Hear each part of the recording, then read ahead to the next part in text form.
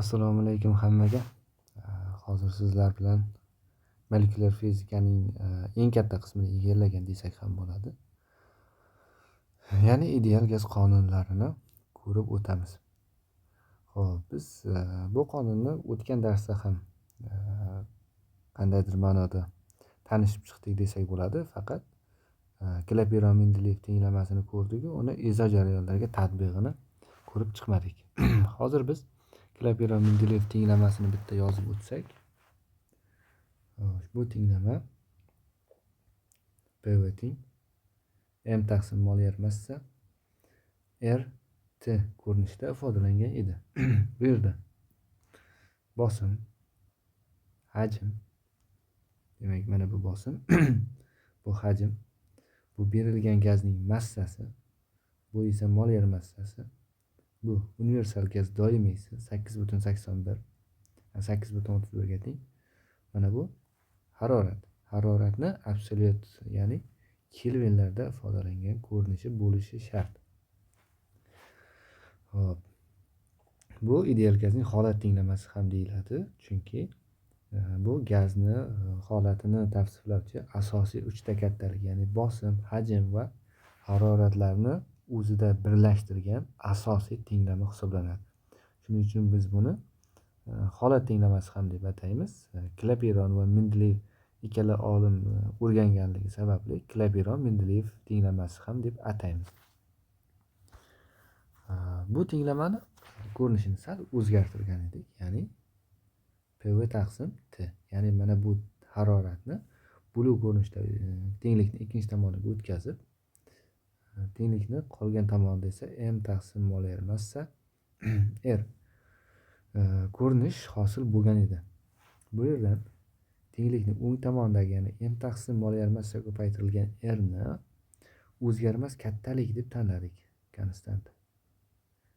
Ya'ni bu qachon o'zgarmas kattalik bo'ladi? Qachonki o'rganayotgan gazimiz aynan mana shu bitta gaz bo'lsa, ya'ni uni tarkibi o'zgarmasa, tarkib deganda molyar massa haqida gap ketyapti. Molyar massasi o'zgarmasa va biz o'rganayotgan gazimizning massasi o'zgarmasin. Ana shu o'rganayotgan gazimizga qo'shimcha massa bermaymiz yoki gazning bir qismini tashqariga chiqarib yubormaymiz. Aynan masalan 1 kilogramm gaz o'rganilayotgan bo'lsa, aynan shu gaz saqlangan holatda uni hajmini, bosimini va haroratini o'zgartirib ko'ramiz. Shu sababli massa va molyar massa o'zgarmaydi. Universal gaz doimiysi ham o'zgarmas kattalik. Shu sababli bu ifodani o'zgarmas kattalik deb aytishimiz mumkin. O'zgarmas kattalikka teng bo'lib turgan tenglikning chap tarafi PV taqsim T ham o'z-o'zidan o'zgarmas qiymat ekanligi namoyon bo'ladi. PV taqsim T konstant. Endi bosimni, hajmni va haroratni qandaydir qiymatligidan kelib chiqib nimadir chiqishi mumkin. Umumiy holatda konstanta deb aytdik. Shu uchala qiymat, ya'ni bosimni hajmga ko'paytirib haroratga bo'ladigan bo'lsak, bu o'zgarmas qandaydir qiymat chiqar ekan. Endi bu yerda 3 ta o'zgaruvchi bor bizda: bosim, hajm va harorat. Shu holatda masalan bosimni 2 marta orttirsak, konstant saqlanish uchun hajm 2 marta kamayishi va harorat o'zgarmasligi mumkin. Yoki hajm o'zgarmasa, harorat 2 marta ortishi mumkin. Har xil holat kuzatilishi mumkin. Aynan bittasi bosimni o'zgarganini bilgan holatda hajm o'zgardimi yoki harorat o'zgardimi aynan bilolmay qolishimiz mumkin. Shu sababli 2 ta o'zgaruvchidan, 3 ta o'zgaruvchidan birortasini o'zgarmas saqlagan holatda qolgan 2 tasini bir-biriga o'zaro bog'liqligini o'rganib, biz 3 ta jarayonni ko'rib chiqamiz. Bittasida bosimni o'zgarmas deymiz, ikkinchisida hajmni o'zgarmas deymiz, uchinchisida esa haroratni o'zgarmas deb qaraymiz.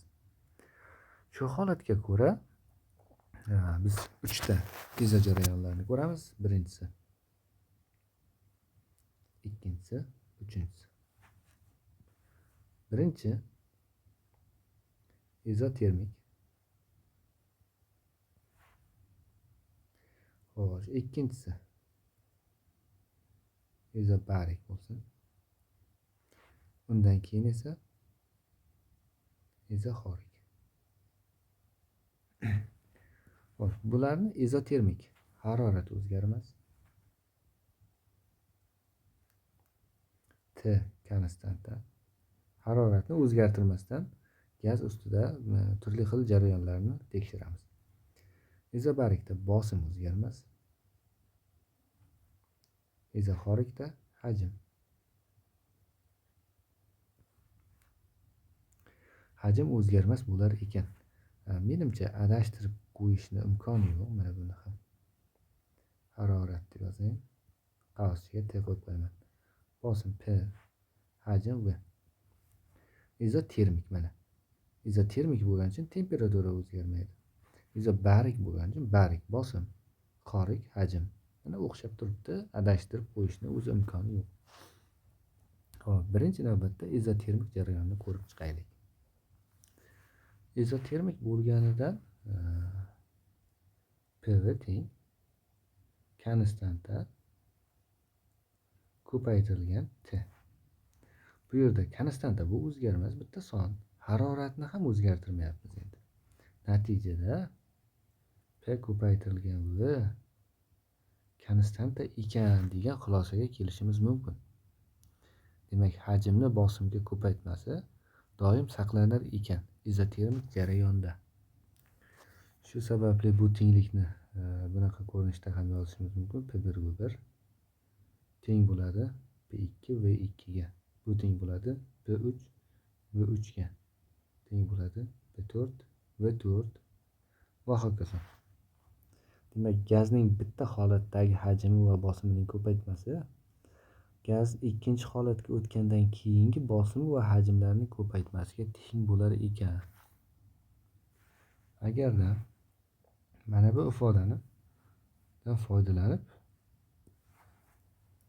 funksiya qilamiz. Ya'ni P barobar konstanta taqsim V. Bundan ko'rinyaptiki, bosim hajmga teskari proporsional. Bosim proporsional bo'lyapti 1 taqsim V ga. Agarda buni grafikini chizib ko'radigan bo'lsak, bosimni haroratga bog'liqlik grafikini chizaylik.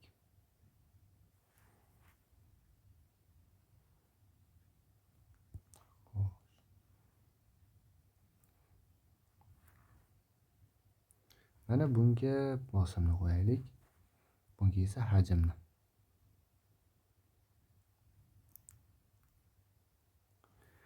Ko'rinadiki, hajm ortsa, bosim kamayadi va teskari proporsional ravishda.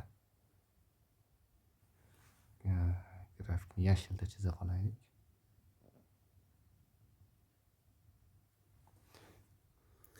Demak, grafikimiz mana shunday. Giperbola. Demak, giperbolani tashkil qiladi grafikimiz.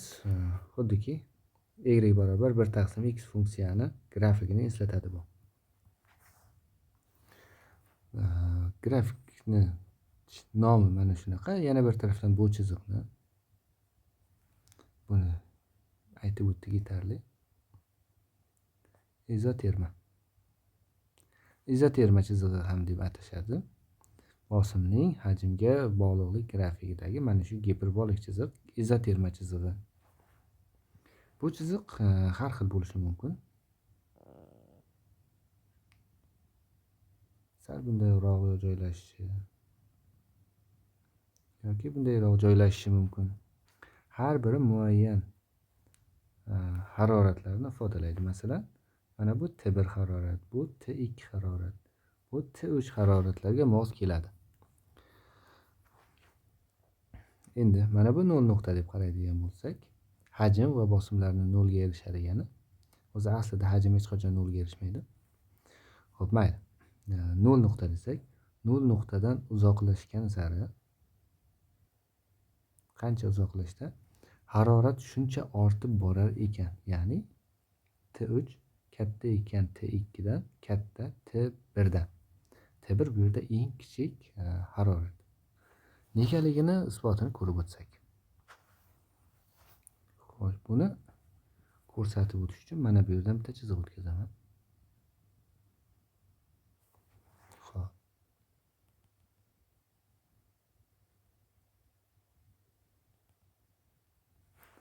mana bu P3 ni ifodalaydi. 3-grafik bilan birlashtirilgan. Bu 2 bilan birlashtirilgan uchun P2 ni, bu esa P1 ni. O'z-o'zidan ko'rinadiki, mana bu yerda P3 katta P2 dan, bu katta P1 dan. Xuddi mana shu tenglik o'rinli, mana grafikdan ko'rinib turibdi. Ya'ni yuqoriga o'sish yo'nalishi, bosim ortib boradi yuqoriga qarab. Endi mana bu ifodaga qaraylik. Ya'ni PV teng konstanta ko'paytirilgan T. Uchala grafik uchun ham aynan bitta hajm tanlagan edim. Demak, uchalasi uchun ham bitta bosim, bitta hajm bo'ladigan bo'lsa, bosimi kattasini harorati katta bo'ladi. Shuning uchun 3-harorat 2-dan katta ekan, 2-chi esa 1-dan katta. Bu yerda mana bunday proporsionallik o'rinli ekanini ham yana bir marta eslatib o'taman. Bosim ortishi hajmning kamayishiga olib keladi. Bosim 2 marta ortsa, hajm 2 marta kamayar ekan. Endi aynan shu izotermalarni, aynan PV grafik emas, boshqa grafiklarda ham ko'rib chiqaylik.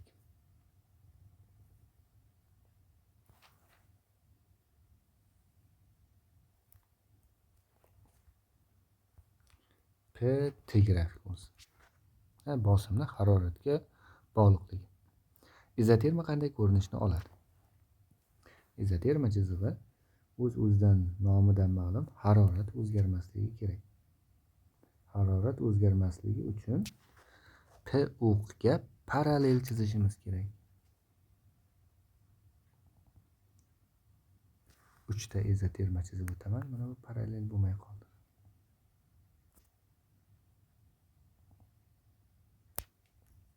Taxminan mana shunday ko'rinishda.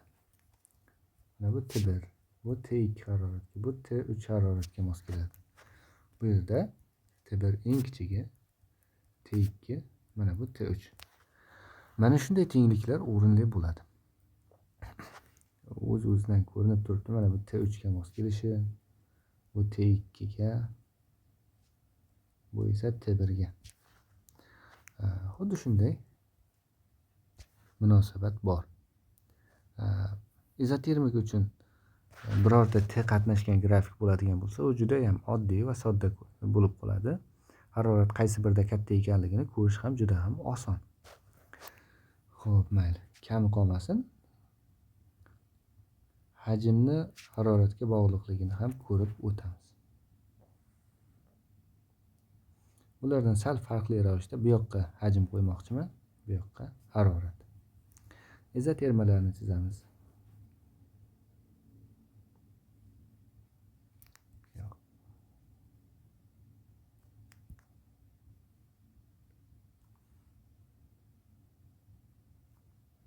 Mana bular izoterma chiziqlari.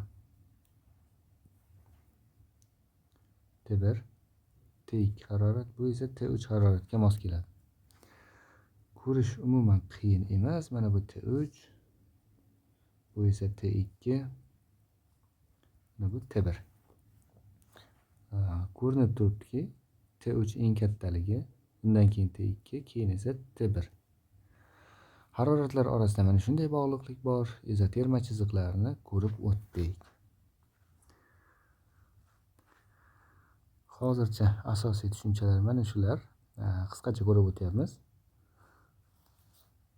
Masala ish jarayonida bularni bir-biriga bog'liqlik grafiklarini mustahkam o'rganib chiqamiz.